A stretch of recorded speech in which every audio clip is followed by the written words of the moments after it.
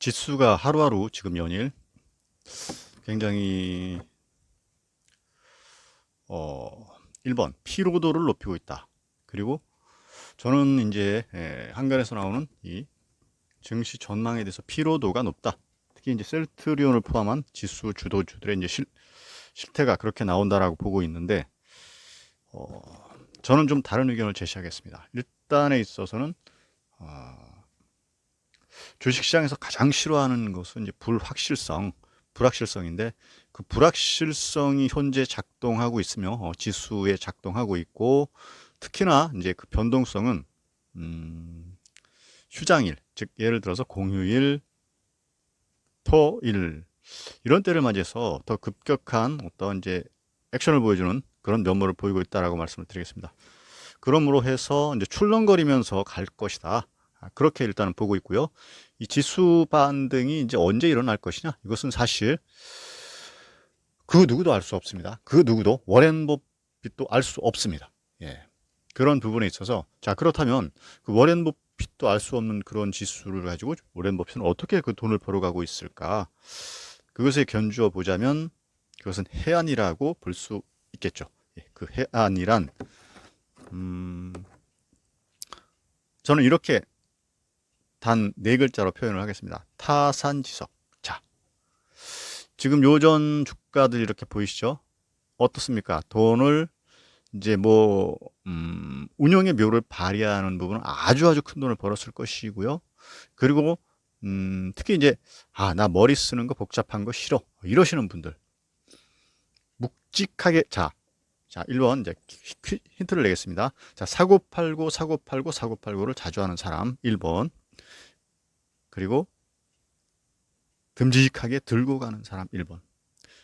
그 결론에 있어서 주식시장에서 5년 주기라고 말씀을 드리겠습니다. 5년 주기도 아니고요. 그냥 1년 주기로만 말씀드리겠습니다. 1년 주기, 1년 미만, 6개월, 1년.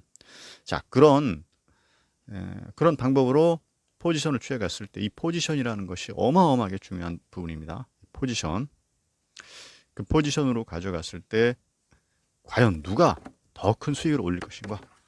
과연 누가 더 큰 수익을 올릴 것인가? 그것은 이미 결론이 나 있습니다. 결판이 나 있어요. 통계학적으로. 즉, 묵직하게, 듬직하게, 무겁게 가져가는 사람이 훨씬 더 돈을 많이 번다라는 사실. 좀 놀랍지 않나요? 예, 사고팔고 하면, 좀 야같다고 할까요? 예. 와, 산다, 판다. 그런, 면모를 보이면서 정말, 낮은 가격 왔네? 사고. 높은 가격 왔네? 팔고. 자, 이것을 굉장히 효율적이라고 생각하시는 분들이 있는데요. 사실은 통계학적으로 나와 있는 부분은 오히려 듬직하게 가져가는 사람들보다 6개월, 1년 기준으로 봤을 때 훨씬 적게 번다라는 이 통계.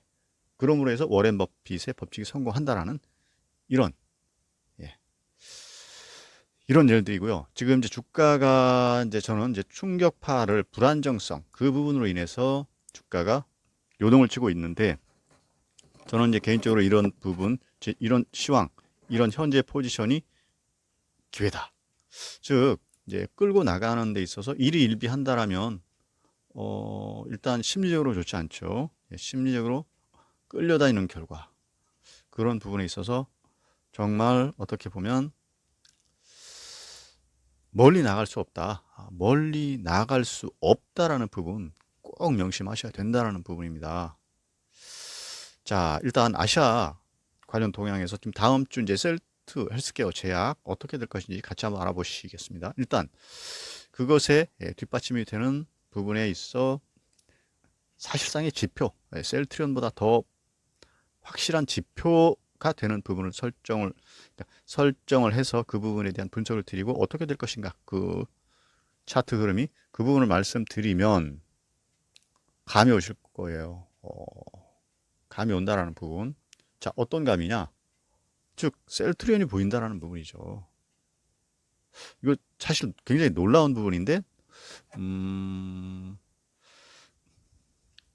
그 뒷면을 보지 못하기 때문에 놀랍지 않게 그러니까 놀라움이란 무엇인가? 즉 알아맞춘다라는 것, 근접치를 분석으로서 찾아낸다라는 얘기죠. 일단 아시아는 굉장히 디테일하게 맞아떨어진다는 부분이다. 국내 증시, 특히 이제 셀트리스케어 같은 지수 주도주에 있어서 뭐 100%는 없습니다. 예. 많은 부분이 맞아 떨어진다. 이렇게 지금 이제 보고 있습니다. 자, 일본 같은 경우는요. 예. 비껴 나왔어요. 공휴일로 휴장한 가운데 중화권 증시는 일제 약세를 보였고요. 대만 자체 지수는 1.6% 하락. 그리고 중국 상하이 종합지수 0.6 하락한 부분이고요. 예, 홍콩 항생지수도 장 종료 20분 남기고 1% 안팎의 큰 낙폭을 보였다. 자, 장 종료, 자, 힌트. 장 종료 20분을 남기고 1%의 안팎의 큰 낙폭을 보였다라는 부분은 월요일에 또 한번 요동칠 것이다. 라는 부분 확실하게 말씀드리고요. 일단 전 세계에서 공격적인 금리 인상이 이어지면서 그 경기 침체 우려도 고조되고 있다.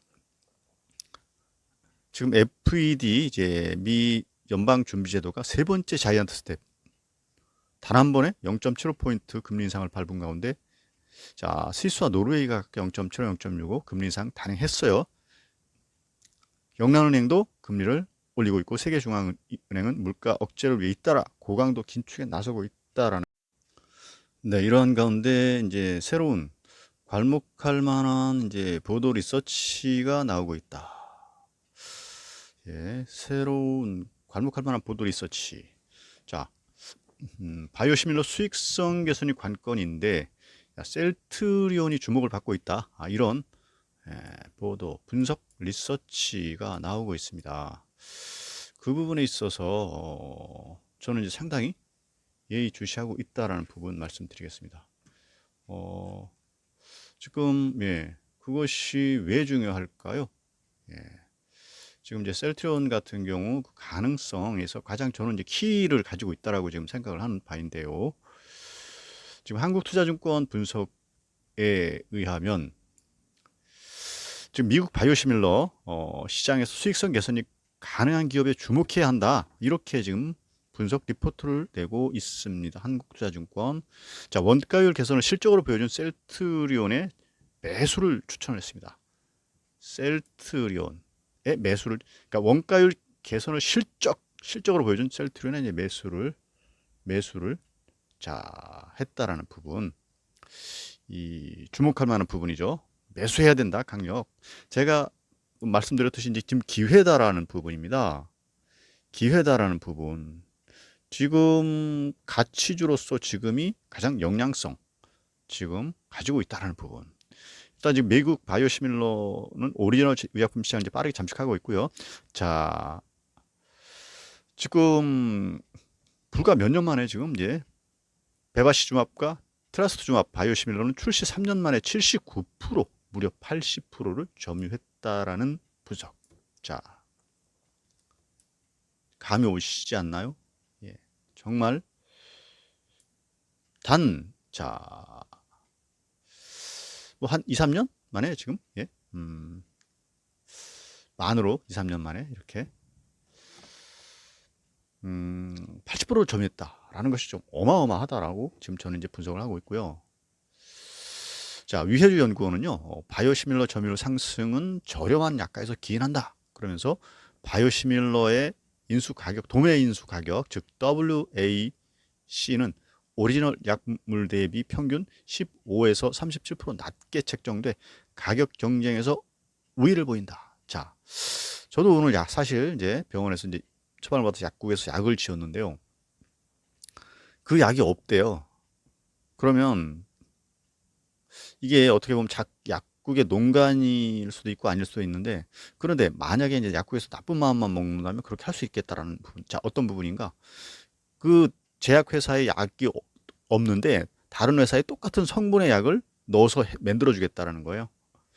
그러니 발길을 돌릴 수 없고 급한 환자 입장에서는 당연히 할 수밖에 없다는 부분. 자, 이러한 부분들이 자, 미국 같은 경우는 바이오시밀러는 오리지널 의약품 시장을 빠르게 잠식하고 있는데요.